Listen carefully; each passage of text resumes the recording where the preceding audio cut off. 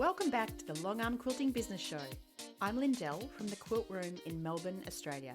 And today we're talking about a topic that so many of us struggle with, and not just in business, and that's saying no. Whether it's a friend asking for a quick quilting favour, a client pushing for a discount, or an event you really don't have time for, we often say yes when we want to say no. But today we're diving into the power of no, how to set boundaries and keep your sanity intact. Firstly though, I'd love to give a mention to Bonnie Quilter, who left this lovely review on Apple Podcasts. She said, "I'm finding Lindell's podcast so helpful and informative. Practical tips to implement and things that I haven't thought of that make good business practice. I'm excited about starting up my own long arm business in the near future." Thank you so much, Bonnie Quilter. Be sure to let me know when you do start your business so I can give you a proper shout out. Now, on to the episode. Let's be honest, saying no is hard, especially when you're running a quilting business or trying to keep everyone happy. You might feel like turning down a request makes you unhelpful or ungrateful, or worse, that you'll lose a client forever. But here's the truth.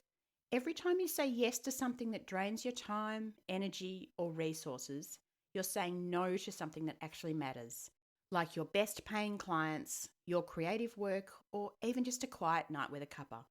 Boundaries aren't selfish, they are survival. I learned this the hard way.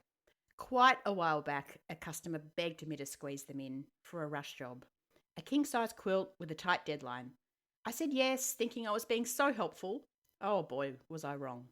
It threw my whole schedule into chaos, late nights, weekends, and missed deadlines on other projects. By the end, I was burned out, and you know what? That client never came back. All that stress for nothing. Lesson learned. So why do we struggle with saying no? For a lot of us, it's fear. It's fear of disappointing someone, fear of conflict, or even fear of missing out on a chance to grow your business. But here's the flip side. When you don't set boundaries, your business runs you instead of the other way around. I used to answer texts at 9 p.m, quilt on weekends, and say yes to every last-minute plea. I wasn't a quilter with the freedom of running my own business. I was a doormat with a long arm. Now, because I don't want you to fall into that same trap, I've got a few tips for you. First tip, be direct but polite. You don't need a novel to say no. Just say, "I really appreciate you thinking of me, but I'm fully booked right now." Done. No excuses, no guilt. Second, you can soften it with an alternative if you want. Is the client asking for a custom you can't fit in? Say, "I'm not able to take that on, but how about an edge-to-edge design? Or I can recommend another quilter who may have some availability." They feel helped and you're off the hook. Third, use the broken record trick. If they push, "Oh, but can't you just do it?" Just calmly repeat, "I'm fully booked right now." No debate needed. Now, let's talk some other boundaries. Want to keep your weekends? Decide they're off limits and stick to it. I used to quilt through Saturdays, sometimes even Sundays, thinking it'd get me ahead. But it turns out it just got me kind of exhausted. Now, my rule is firm. No work after 5 p.m. Friday until Monday morning. Clients respect it because I respect it. Same with calls. Set your hours and hold the line. I don't pick up after 5 p.m. anymore. The phone is set to personal focus and goes to voicemail. Tell clients up front, "I'm available 9 to 5, Monday to Friday. Shoot me an email if it's after hours." And by the way, don't feel that you have to reply straight away. Wait till Monday.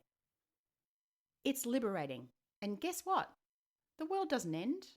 I'm sure you've heard the saying that no one will be on their deathbed saying, "I wish I'd worked more nights and weekends instead of spending time with my kids, husband, dog, insert whoever." Learning to say no and setting these boundaries is a game changer for your quilting business and your life. If you're after more great tips, you won't want to miss my live webinar on March the 13th, 2025. It's called Longarm Quilting for Profit, the smart way to get clients and make more money. I'll break down strategies to run a business that works for you, boundaries included. Check the link in the show notes to sign up. It's at 9 a.m. Australian Eastern Daylight Time, which will be Wednesday night for any US listeners. I'd love to see you there live, but if you can't make it, there'll be a replay sent out.